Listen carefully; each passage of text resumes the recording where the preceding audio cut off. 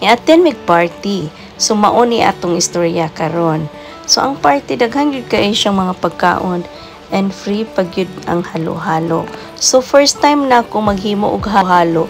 Ingani di ay halo-haloon gyud nimo na ay gulaman na lain-laing color, na ay green, pula at puti. Naana siya o tanawa kompleto gyud na siya, na ay kaong, sago, kompleto ikaw ra gyud maghimo sa imong mga flavors tanawa.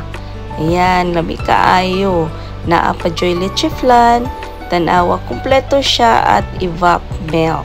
So ingana gyud ang usual na maghimo ka og halo-halo pero ikaw makakontrol sa imong sugar, di ba lami kaayo kay naa pa gyud ice cream. So mo na siya naghatag og sugar nimo. So lami nang ikaw maghimo sa imong halo-halo kay control nimo tanan kung unsa imong ibutang as long na naa kompleto ang mga ingredient.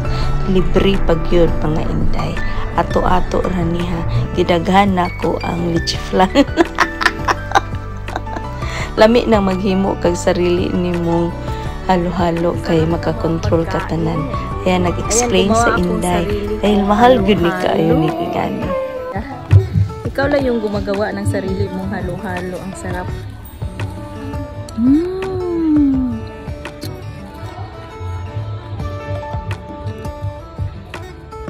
Lami.